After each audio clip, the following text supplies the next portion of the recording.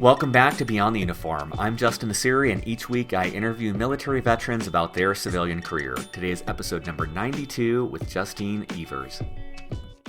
And so navigating my way through school as a first-generation college student, I made a lot of mistakes, and I could have done things a lot differently if I would have had some sort of mentorship or guidance on how to make decisions. So I believe that I kind of went through that, and I found myself within the military higher education space over 6 years ago, and really just wanting to be who I needed when I got out. For those of you who have listened to the show before, you've heard me talk about Service to School. It is a free program for any veteran. They will help you, pair you with a student, help you find the right education opportunity for you, the right school, help you with the application, help you with everything you need to just really accelerate you on your career.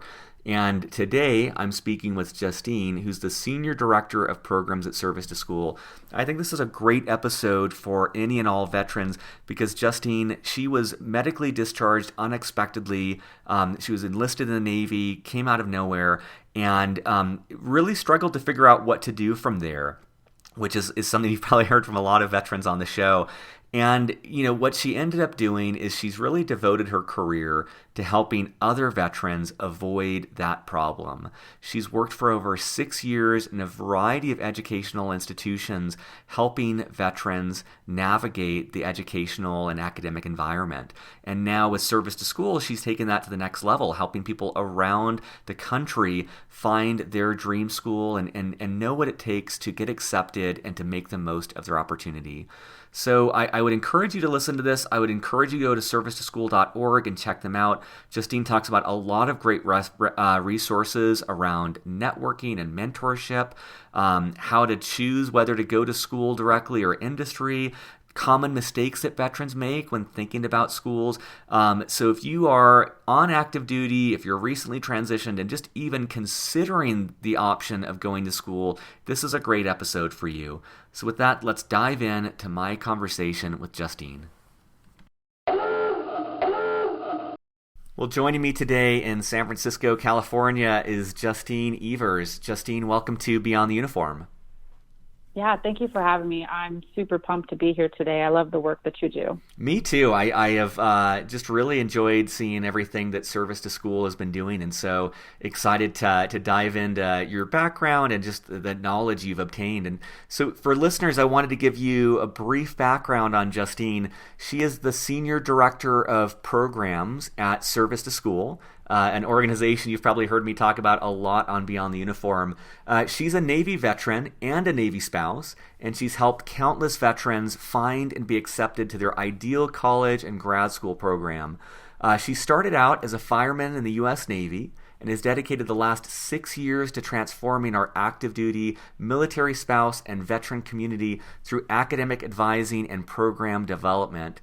She's worked at ECPI University, the University of Maryland, and the College of San Mateo in Veteran Services Coordinator positions.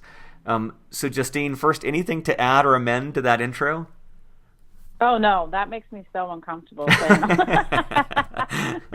No, that's plenty. Awesome. Well, let's start out with your own story. I'd love to hear the story of how you decided to leave the Navy and how you approached that decision. Yeah, it was actually a forced decision. I was medically discharged, so it was not a decision that I wanted, that I was excited about making or was even made for myself. I joined the Navy at 17 out of Landover, Maryland, which is right outside of D.C., and I joined it as an opportunity to travel, serve, and learn as much as I could. But I joined with no intention of ever getting out and was kind of signed up like, I'm here 20 years, this is it. This is my steady 9 to 5. I'm going to deploy. I'm going to do all these things, and this is just it for me. I always knew college was an option, but I never really thought it was a realistic option for myself. So the Navy just seemed like the best fit. And I was totally, as you said, a fireman in the Navy. I was undesignated fireman, and I was one of those kids that was like, sure, I'll try all these jobs and then I can figure out what I want to do and we can kind of go from there. So I had no idea what I was doing. Shortly after, I had no idea. Shortly after, I found out that I actually was diagnosed with osteoporosis. So at the age of 17, 18 years old, I had bones of an 80-year-old woman. And so I was quickly faced with several stress fractures in both feet, my hips, my back, and my bones were so weak that I mean, I couldn't even walk on the steel decks in the Navy. So I quickly was on light duty and served at port operations in Norfolk, Virginia, which takes care of all the ship movements. I worked for a team of bosun mates, so it was pretty entertaining and a lot of fun. And but I was medically discharged 2 years later. I was not able to serve, and it was not a choice that I was very excited about. So I had to find my way without a plan. And I've probably made every mistake possible, but I'm thankful for that, because now, you know, many years later, I wouldn't be who I am without those experiences. And I wouldn't be so dedicated to this community if it wasn't for that. So I believe this is what I'm meant to be doing. That's great. Yeah, I mean, I just can picture how jarring that would be to have this unexpected departure from the military and all that uncertainty, and then having to navigate that on your own. I just imagine that plays a big part in your desire to help other veterans find what they want to do and find what's right for them. Yeah, it's really interesting. I after I was discharged, I said, okay, well, I guess I better go to school because I don't really know what else to do. You know, I went through TAPS and they taught me how to do a federal resume, and they taught me all these great things. But when I started to put it into place, it really wasn't panning out for me. I'm like, well, I keep submitting my application to all these jobs, but I'm not getting any callbacks. And I had no idea how to navigate the system. So I found myself in community college, and I just defaulted back to what I did before I joined the Navy, actually, which is really common. I remember beating myself up for it, but I just went back to, I went through college using the Montgomery GI Bill. And so I didn't have the housing stipend. So I would, go to school all day, waitress at night, and do it all over again every day to make ends meet, and just kind of lived on my own. I stayed in Norfolk, Virginia, actually, because I was so disappointed with not being able to travel and see new things. I actually stayed there and didn't go back home, and continued to keep my circle of friends and build upon that. So that's actually how I became a military spouse shortly after. That's awesome. So, yeah. And what would you want listeners to know about your career from, exiting the military until starting with service to school? Oh, man, it is not a straight line of success, that's for sure. It's been a huge learning curve in me having to navigate the system of, so backtrack to my time at community college, and then becoming a spouse, and then having to move every 2-3 years, and then getting through my undergraduate degree and my graduate degree, and husband deployed, 2 babies in diapers. I have no idea how I survived that through graduate school, but it kind of almost felt like, because I wasn't, I didn't want to get out of the Navy, and then I became a spouse, and I kind of I still had a tribe. And I quickly learned very quickly on how wearing the 2 hats was helpful, but then it could hinder me in some ways as well. And so navigating my way through school as a first-generation college student, I made a lot of mistakes, and I could have done things a lot differently if I would have had some sort of mentorship or guidance on how to make decisions. So I believe that I kind of went through that, and I found myself within the military higher education space over 6 years ago, and really just wanting to be who I needed when I got out. Just really wanting to kind of be that mentor for people. So the academic advising and the admissions portion of it were some of my best jobs, because I got to work with active duty service members or military spouses or veterans kind of one-on-one, helping them determine what they wanted to do. And they all came back with the same story. Like, I got this federal resume and I just can't find a job. And so I'm thinking about going to school. And it was interesting to kind of see those commonalities. I really didn't understand how common the story was really until about 2 years ago. And that's when things have really taken off for me and really working on a national level and trying to fill gaps of service. But it's just really focused on being who I needed when I transitioned out and trying to have education at the transition table a little bit more than, hey, just go find a job. Because with post 9/11 GI Bill, it's been in such an increase of student veterans nationwide. What's your advice? Because it seems like a common decision tree when I have people on the show is they have that decision when they leave the military. Do I go straight into industry and get a job, or do I go to school? And I know that that's probably a very personal question based on people's desires and backgrounds, but I'm wondering if you have any advice for listeners about how to consider whether it's right for them to go straight into a job or whether there's an advantage or disadvantage to going to school instead. I think with the post 9/11 GI Bill, I don't think there's a whole lot of disadvantage. I think I see people transition out and jump into jobs right away, and more than likely it's the same job they were doing when they were in the military. And then they quickly start to realize that they have other aspirations or goals that they want to pursue. And the great news is that the post 9/11 GI Bill really allows people to do that. I would like to see, but then there's the other side of it where a lot of people are getting out and they did maybe 4 years and they're still relatively young. For example, my brother, Marine Corps, he got out and he was almost 22, had already served 2 tours in Afghanistan, 03-11 Marine Corps, and he had his whole life ahead of him, navigating the college system that way. Like, he knew he wanted to go to college because he wants to be an investment banker, and he just knows that he has to go to college to do that. But he still had no kind of idea on how to get started, where to go. Should I go to a 4-year institution? Should I start at a community college? The difference between nationally accredited versus regionally accredited, the difference between an in-state school versus an online for-profit school, and the pros and cons to all of those different decisions. When he went through TAPS, even still 2 years ago, and I went through TAPS in 2003, and he went through TAPS, 10 years later, still there wasn't really a whole lot of conversation around those questions on how to navigate that.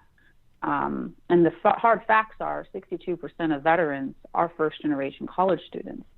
So a lot of them, you only know what you know. And so I often found myself, helping him through the way, but I was helping his entire barracks kind of navigating the system.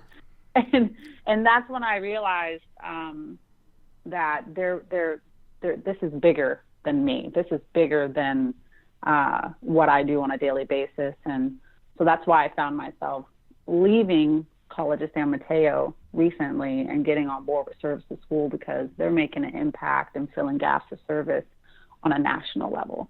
And I was able to put a lot of my advocacy in my keynotes and my presentations and the people that I network with and becoming a voice. And really, it's been really exciting to have that voice on a national level with an organization like Service to School. And I want to delve into some of the common problems that you see veterans facing and with education. But let me just make room first. I'd love for you to explain, for those listening who aren't familiar with Service to School, how would you explain the work you do and what Service to School is? Mentorship. Exactly what I feel like I wish I would have had. I think I saw on LinkedIn not too long ago, and I think Florent Grover, who's a good friend of mine, he posts, what do you wish you had when you transitioned out? And his answer was mentorship. My honest answer was Service to School. I wish I would have had someone help me navigate the system, or even just the beauty of it is open those options for schools like Yale, MIT, Cornell, a lot of our VetLink partner schools. They weren't even in my vocabulary when I was transitioning out of the military. And having worked in the last 6 years in the active duty space and on the veteran space on the community college level, it's still the same. A lot of these schools, they're only schools you see on TV. Yeah, right. And what I found the beauty about service to schools, once they apply to become an applicant and they're paired with an ambassador and the mentorship program starts, some of them know exactly what they want. I want to go to Yale, I want to go to Harvard, or I want to try and get into these Ivy League schools. But I often find that a lot of these students are just trying to get into a four-year institution, down the road. And what happens is once our ambassadors are working with them and see their transcripts and get to know them, we find that a lot of our applicants qualify for these top schools.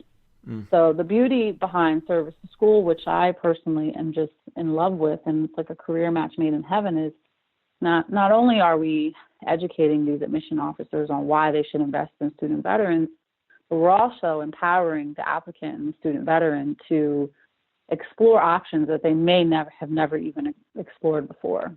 And with being around 5 years now, and the founders working really hard to build this organization where it needs to be, we're at a really awesome time right now because we have a lot of data showing 5 years of experience in this, and being able to showcase the success rates and stand alongside Student Veterans of America and the Invest research that they just recently released. We have found the same thing. And so it's like that return on investment and that post 9/11 GI Bill and what our veteran community is contributing to the country is freaking amazing. And for listeners, I'll put in the show notes, but there's a couple related episodes as Justine's talking that I'm thinking of, which is Tim. Actually, I don't even know how to say Tim's last name. Justine, I'm embarrassed. Is it Tim Shee? Your founder? I think it's Tim Shaw. Tim Shaw. So he founded Service to School. He talks a lot about the program. David Lee, he talks about using Service to School. He went from the Marines. He'll be attending Stanford Graduate School of Business this fall. And then Alex Chivers, who talks about going from being an Army Ranger non-commissioned officer to Dartmouth. And Justine, when you were talking about a lot of these veterans that you work with that realize and are surprised that they could get into some of the best academic institutions in the world, David and Alex were both examples of that, I think, of people who were able to go to some of the best institutions in the country. And so I love that thought that even listeners who might not imagine those are possibilities, realizing that you may have a lot of this potential they don't even realize you have, and a lot of this opportunity you're not even aware of. Absolutely. And David Lee and Alex are actually core leaders within our organization. So it's just a prime example. Our organization is built on the pay it forward model. So a lot of the applicants that we help, actually, once they're through, they're so grateful for our services that they actually become volunteers as ambassadors or grow into operational leads like Alex and David, who I work closely with, and the organization can't survive without them. And a lot of that is just built on passion for wanting to pay it forward and kind of recognizing that the system's not talking about these things, the system's not filling these gaps, and us strategically coming together on how can we build service to school to kind of fill those gaps of service. I remember it's an amazing thing. Yep. I mean, I remember when I first spoke with Tim, I was so excited. And one of the reasons I speak so frequently about service to school is when I applied to business school, I got help from veterans at every school I applied to. I know I would not have gotten into Stanford without that. And when people ask me now for advice on applying to Stanford Business School, usually, I'm happy to help, but usually I say, like, look, you need to talk to someone more current. You need to talk to someone who's there or who's been there in the last couple of years. And my information is dated, and so it's not as valuable. And so what I love about your model is that through your ambassador program, you're constantly getting people lower to the ground. You're constantly getting people who are either at the school or who are recently there, which keeps your organization evolving as the schools themselves inevitably change and evolve. And so I think it's such a brilliant model to keep this growing and to keep it constantly keeping up to date with the environment. Yeah, absolutely, 100%. And that's why it's so spot on. And that's why I'm excited to be in a leadership working right alongside Tim every day, because I too am getting to a point where I'm coming from, I see it from a bird's eye view now. I didn't go to Stanford. I actually just got accepted into Stanford Ignite program this summer. So I'll Oh, be that's attending this awesome. summer. Yeah. I'm pretty stoked about it. So, but it's interesting for me. I think the perspective I bring is I understand our applicant very well. And I've worked in the higher education system for the last 6 years and kind of working alongside all these issues and kind of understanding what the community college vet coordinators are facing on a daily basis, lack of resources and such, or just lack of knowledge and exposure to this community. So it was a tough decision for me to leave and get on board. It was tough but easy, right? So it was tough to leave that arena and leave, a lot of my colleagues. I'm like the champion, the one that kind of rah kept everybody motivated and would bring in resources because they need someone down there. But I just kind of got to a point where, okay, I successfully built 3 local programs and I can keep doing that and really have huge impact in those local communities, or I can shoot higher and try and bring change nationwide and help everyone across the board. We're helping people in every state. I mean, so it's just an amazing time to be a part of the service school. We're doing great work and being able to kind of develop our programs on a high level to serve more. And having had, over 6 years of helping the veteran community in education, what are some common mistakes that you see veterans make when they start to think about schools, when they start to think about applying? Yeah, I think the common mistakes for me are that I see is that they all want to get the degree as fast as possible. And while I can relate to that, have been in that seat, I think that is probably the biggest mistake that a lot of them make. The being impatient part of it. I would love to see more people taking the college time as just a time to reflect and allow yourself to transition and be okay with not having a set in stone plan. I mean, in reality, you do have a plan. You have your schedule and you have your classes, but taking that time to really explore new career fields and areas of study. I think a lot of veterans will transition out and they're like, okay, I did this in the military. I have to study this and continue on this path. And one of my favorite parts about my job working in the higher education space was getting to know those students and telling them, like, getting to know them so well and then having that moment of, like, it's okay if you want to study sociology. There's like a ton of things that you can do with this degree, and have you ever considered that? And them going, really? So for me, that's my favorite part, and I think we should talk more about that. And then the second thing would be researching reputable schools and making informed decisions and understanding and not understanding the power of your alumni network.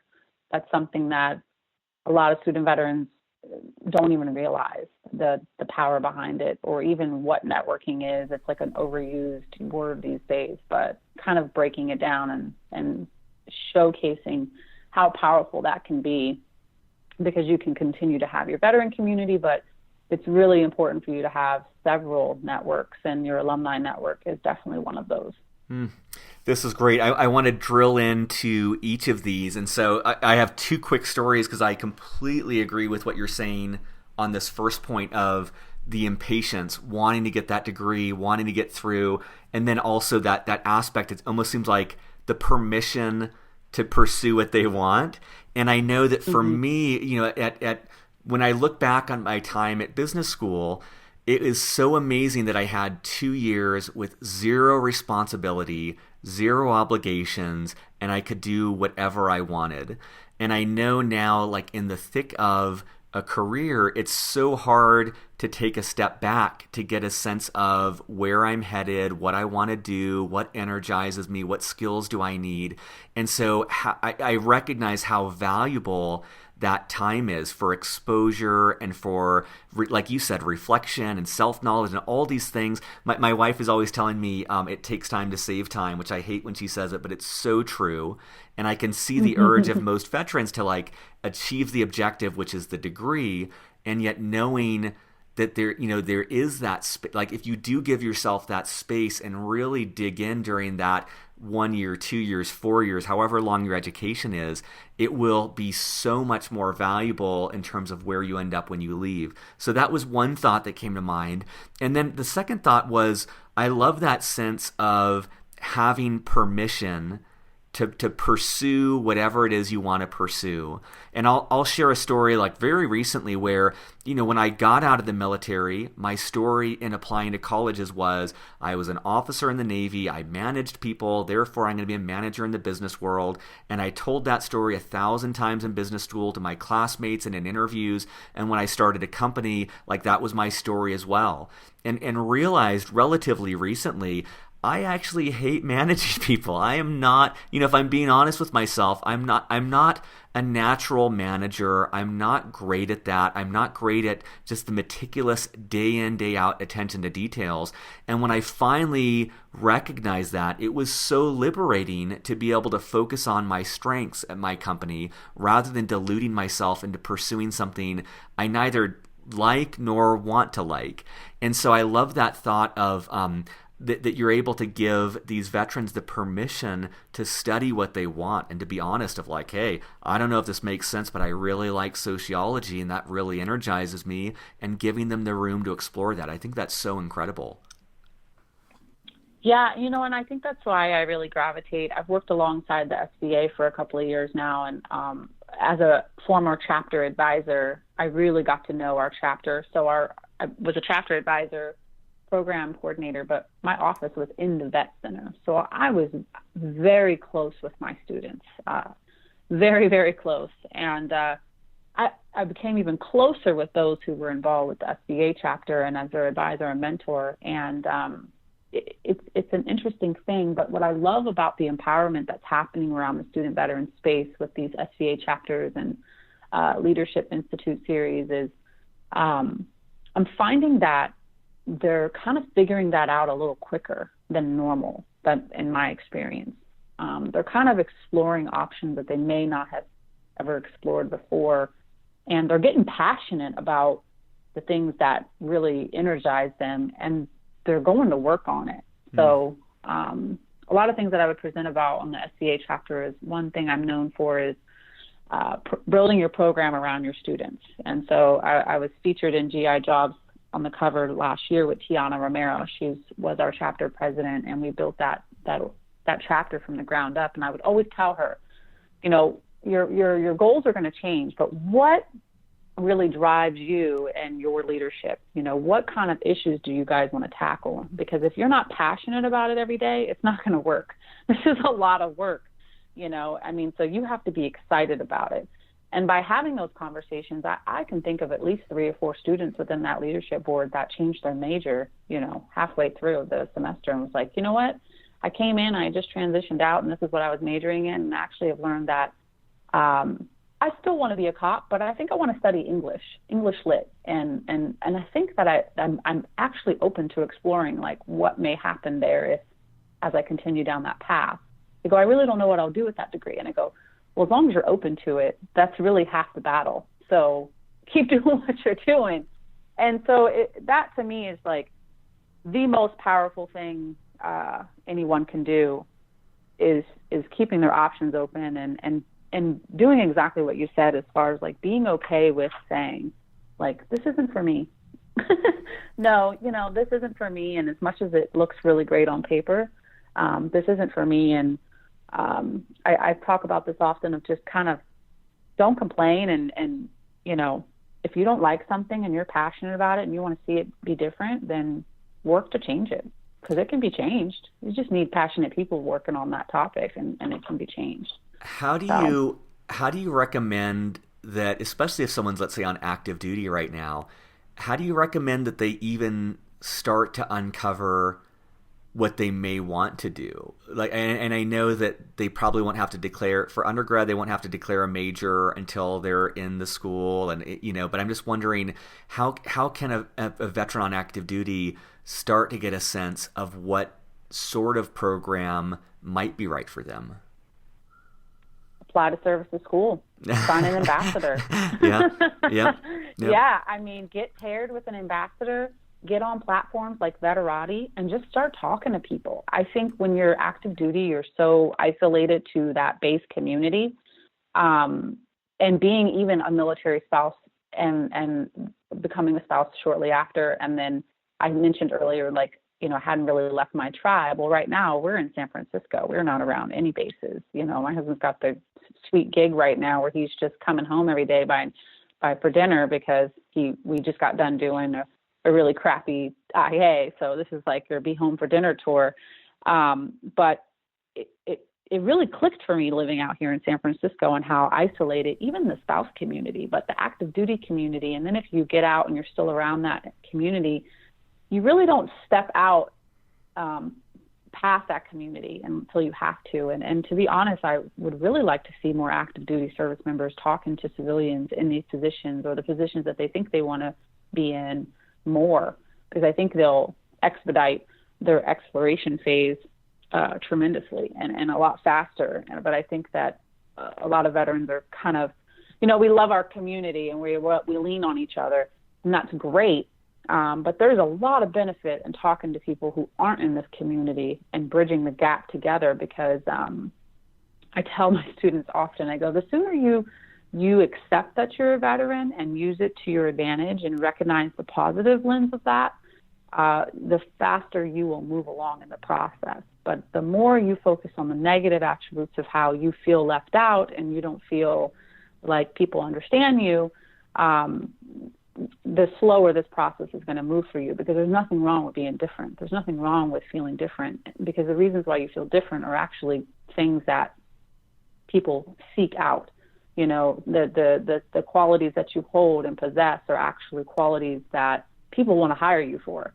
So be loud, be proud, but also make sure that you are talking to people who aren't veterans, because they are the ones that can help you navigate that system. I work in veteran services, but most people don't get out and work in veteran services. There's a lot of us, but most of the people I meet that are vets doing awesome stuff, and most people on your show are doing awesome stuff within other industries. And we all are just really aligned and connected through the passion of, you know, giving back. But there's not many of us there are, but they're not, if that makes sense, that are just solely dedicated on veteran services, if that makes any sense. Yeah, I mean, I love what I'm taking away from what you're saying is just the power of, in finding out what you want to do, the power of making connections with others who have done that. And I agree. I mean, I think it seems like there's two ways to learn. You either learn by making mistakes and learning from them, or you find people who have made those mistakes and learn from them and try and prevent making those same mistakes. And I love that thought of talking to Service to School and a brand ambassador and learning about their experience and having them help, you know, weigh in on what they've learned about different career potentials and different major potentials.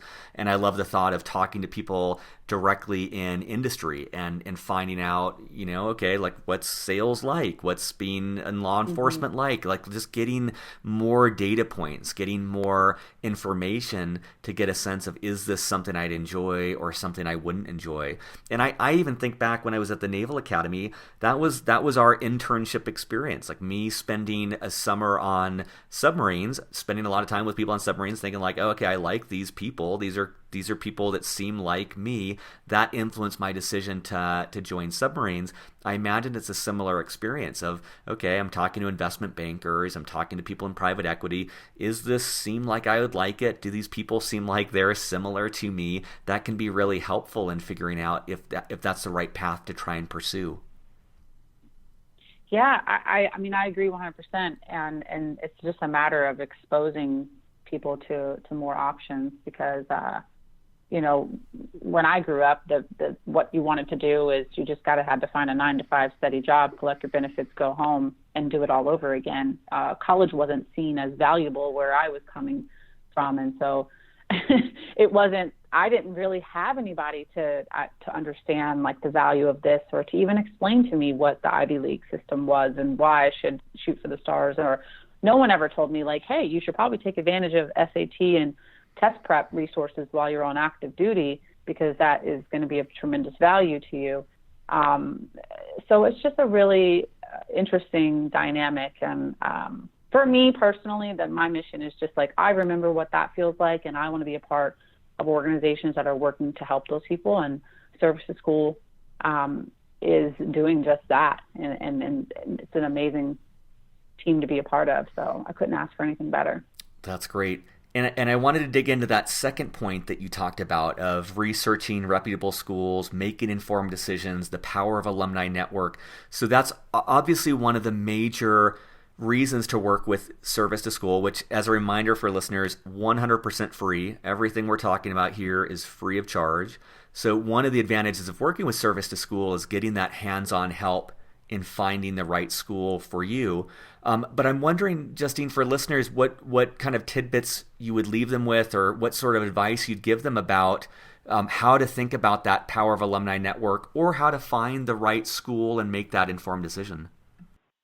Yeah, it's a tough system to navigate because there's just so many schools out there. And in reality, people are going to go to where their mentor or their buddy tells them to. That's just like the reality of it. I think if you get involved with Service to School, you'll quickly meet people and can network with people and find your way joining our social media sites and our Service to School communities on Slack and Facebook. You know, I think you'll quickly be exposed to things that you had never even considered.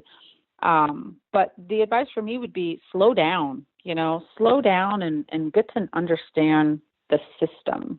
I think people are very focused on what job they want to get and what school they want to go to. But for me, it's like, you need to learn why is it important for what school? Like why do people keep telling me to educate myself to make informed decisions? Why? Because I think there's a lot of people out here saying that right now. And it's like, why is that important?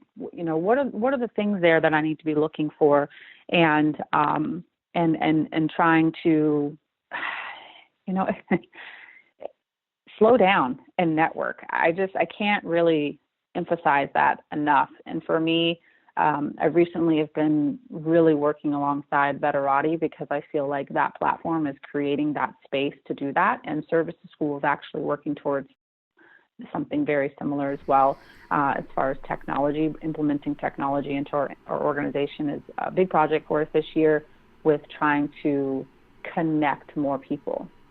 Our system's been very pay it forward, email based, and I think there's a lot of value in being able to bring like that LinkedIn platform kind of group to light and trying to just make more connections. Yeah, as much as possible. I think of our chief of the boat, Master Chief Granito. He was, his catchphrase was always "knowledge is power," and I think in many contexts that's true, and especially like you're saying, it's just that knowledge of meeting people and the knowledge of what's out there. When I was on the boat, I didn't know. I knew of kind of government contracting like Booz Allen Hamilton, and I knew about working on the civilian side of the military and kind of being like a government contractor. And that was kind of the only career possibilities I knew about. And when I was thinking of business school, all I really knew about was Harvard Business School. That was the only one I heard of. And so just starting to recognize, if I were to go back, being honest about what I don't know, which is I don't know what job potentials are out there. I don't know what schools are out there. And so starting to have those conversations, starting to broaden my horizons of what the possibilities are. And that makes it easier to choose what possibility might be right for me. And so I love, I'll post a link for Veterati. I love that thought of finding mentors, finding people who have gone before you to learn about what they do, what they like, and mistakes they've made, and how to get to where they're at. I think that's just a really smart way to move the process forward a lot more efficiently. Yeah, I mean, and the second piece of that, I think one that I had a hard time with is being okay with asking. I think that's something that our community isn't really good at. So, for example, Stanford Ignite, I had to have 4 or 5 people push me to apply for that. And I'm having dinner with a good friend of mine, and they go, you're doing it. And I go, doing what? And they go, you're doing what you tell all your students not to do. And I kind of stopped, and I was like, damn it, you're so right. I totally am I'm doing it, like even still right now, someone who's working in this space. And so for me, that was really humbling for me to realize, man, if even I in doing this, it really just took me back to ground zero, and like why I do this, and trying to remain humble enough to remember what it's like to navigate that at 19 and 20 years old. I'm married, 3 kids and a dog, I'm living a whole nother life mid-career, but it just kind of took me back to realizing that it's a scary place to be if you're much younger and or may have been medically discharged and you had this plan and the plan went different. Your plan's always going to change. And so I applied, and I just found out last week that I got accepted, and I'm thrilled, like never in a million years. And my mom, it's interesting, I'm like, I tell her and she's like, that's great. I'm like, hey Mom, do you know what Stanford is? And she goes, it's probably great because you got in. That's awesome. Yeah. So I go, yep, it's fantastic. And so just it kind of brings it back down to, I just wrote an article about this, about these things. Just we take it for granted sometimes that what people know and or what they've been exposed to, matter of fact, is not really about what they know. It's just what they've been exposed to. And I think it's important for us to keep into perspective that not everybody may be aware of the options. So that's that for me. And it's just been genuine, just trying to, how do I piece it all together, and for me, that's service to school right now. They're the ones that are doing things and have been and are going to continue to do it day in and day out. What about, do you have any thoughts for those listening who are on active duty about how to think about pursuing education while in the military, while on active duty, versus pursuing it once they're out of the military? Yeah, this is an interesting question for me because I might make some people mad, but I think this is a really hard discussion to have, because I think the whole TA process and pursuing education while on active duty looks a lot different than pursuing it as a veteran, someone that's transitioned out. I think everyone should be using their TA. Absolutely. If they have the option to do so, they should be, because that can really save you a lot of money in the long run with your GI Bill. And but my concern is that I feel like my experience, even in the Navy and working on this side, that whole get it as fast as you can mentality is where that comes from, is while you're on active duty. Because they teach you that you have your JST and you got all these credits and you could just go to this school and take 4 classes and boom, you got an associate's degree and you're done. And so I think that can be a really slippery slope when then you go to apply to a place like Harvard or Yale or Stanford or any 4-year Florida State, VCU, you apply to anything. I think it can be a little bit, it can be a different experience on the outside. So my advice would be to use your TA for sure, but make sure that you're going to schools, that state institutions that are on bases that are actually transferable to the schools that you plan to pursue when you get out. Yeah, I think that's great advice. And I think, it seems like so much, for me at least, of my educational experience was the in classroom interaction and student interaction, and just so little of it for me was just the content that I was learning in class, and so much was the life experience of there's just 1,000 different things going on every single day, and going to different events, meeting different people, hearing different perspectives, learning about different backgrounds. And so I think that it's just as simple as like taking an online class. I think that there's it's very different experiences and very different impacts on the personal growth there. Mm-hmm. Absolutely. And there's a lot of schools out here that, are even doing a lot of heavy marketing to where they're not on base. So it's an interesting dynamic to where if you've been on base, you're cleared to do work there, you're regionally accredited. But there's a lot of TA money that goes to schools that are not on base that, may not even be regionally accredited. And so that's where it goes back to educating people on the difference between those things, because going to a nationally accredited school is fine if your goals fit that. But if you plan to pursue a bachelor's or a master's, getting an AA from a nationally accredited school should not be even on your brain. And unfortunately, that's happening a lot. I mean, that's the sad part, is when I worked for UMUC, state institution, state of Maryland institution, I had to turn away people who used their TA going to some of these schools, and they couldn't even transfer any of that credit, period. It won't happen. And that's a really crappy conversation to have. And that's heartbreaking for the student, because they made the decision based on what they knew and what they were told, and may have been wrong things, but they put in a lot of work to even get there. It doesn't really discredit the work that they did, and they have to start all over. So that happens a lot, and that for me is like really heartbreaking, because they just don't know. You mentioned Veterati earlier. I'm wondering, what other resources would you recommend to listeners? Definitely the SBA for sure. The SBA, if you're going to school right now, and if you're not involved, and you're a student veteran and you're not involved with the SBA, I highly recommend it. If there's not a chapter there, I highly recommend starting one. And if they felt alone in that, because if for some reason there's not a lot of just a huge veteran presence, look me up on LinkedIn, and I'd be happy to advise you along the way. I mean, I just think there's a lot of power behind the SBA and the national conference. And I often would go to these national conferences with students, and they'd walk in and they see all these corporate sponsors who are looking to hire them. And they're like, man, I had no idea that all these people wanted to hire me. And it's just a very empowering tool to have in your tool bag. But Service to School, Veterati,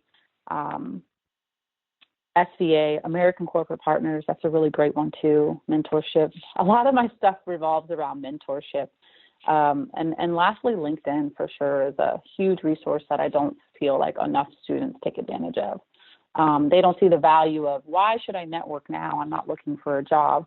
And I go, you're missing the point. That's actually when you should be networking, because you're being genuine. Like, you're literally building relationships with people, and not asking for anything. Have you ever thought about just, asking people what you can do for them? A lot of things come out of, you doing for others, and 2 years later, guess who they're going to think of when there's a job opening? That is what networking is. I think that's what just building your network and period is. I think a lot of students misunderstand that. They think, well, I'm networking, I'm going to grab coffee, and I'm going to ask you for a job, and that's just not how it works. This is great. And for listeners, I'll add links on the show notes for Service to School, Veterati, Student Veterans of America, American Corporate Partners, all of these resources. Justine, I always like to leave the last question open-ended. And, we've talked about a lot here, but I would love to open it up for any other final words of wisdom or advice for listeners. I always just go back to that whole areas of study, or what jobs you're searching for. That was a hard one for me, of just kind of accepting where I am and what I always say my superpowers are, and finding a way to apply those superpowers, that those are my gifts, to things that I'm passionate about. So I'm big on don't complain, change it. And if you see a broken system, like, jump in there. Don't duplicate. There's a ton of, I see the big picture in a lot of the gaps of service, and I had thoughts of going out on my own, and I made a really great decision, and I'm thrilled to be a part of the team, a part of Service to School. It's like there's so much duplication in this space. My biggest advice for people is to don't duplicate, join an awesome team. There's just so much work to go around. Be a team player, try and fix it in other ways, and do what you love. Because if you do that, then sky's the limit for you. Well, Justina, this was great. I appreciate the work that you're doing to help so many veterans. And listeners, I encourage you to check out Service to School at servicetoschool.org. You'll find links in the show notes. It's an incredible program. It's worth any veteran, active duty or transitioned, any veteran considering, as just a great perspective on how to think about education and how to find the right program for you. So thank you very much, Justine. Thank you for having me. I really appreciate it. Surface, surface, surface. Thanks for listening. 3 important notes before you go. First, Audible.com is offering a free audiobook for Beyond the Uniform listeners. I love Audible. I get 3 books a month, and it's a great way to use net, or no extra time, to polish off books while you run, drive, etc. If you go to beyondtheuniform.io/books, you'll not only find this offer, but you'll also find a list of every single book that has been recommended on this show. One in particular I'd recommend is The Hard Thing About Hard Things. This is a great story of determination and also a glimpse at what startups are really like. That's at beyondtheuniform.io/books. Second, there are so many great resources out there for veterans, it can be difficult to know all about them. That's why at beyondtheuniform.io/directory, you'll find a list of every single resource that's been mentioned on the show or that I've been able to find. You can also add your own if you find one I've missed. Lastly, I've put together several different free ebooks that provide data for veterans about their civilian career possibilities. This quantitative information serves as a great complement to the qualitative interviews I do each week. Go to beyondtheuniform.io, click on resources, and you'll be all set. Have a great week, and I'll be back next week with more interviews with military veterans about their civilian career.